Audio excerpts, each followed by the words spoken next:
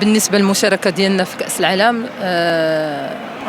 غادي نحاولوا نديروا واحد المجهود اللي كبير، اللي غادي أول حاجة نشرفوا به الكرة المغربية لأول مرة كنشاركوا في كأس العالم.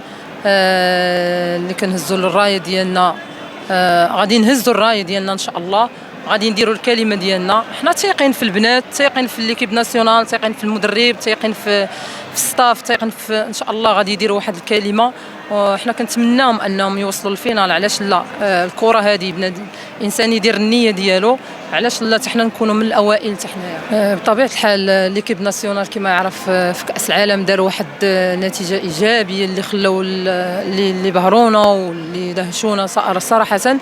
علاش لا حنا نديروا، حنا غادي نطمحوا، علاش لا حنا ندخلوا نتقاتلوا، نحلموا حنا نوصلوا للنهائي، علاش لا؟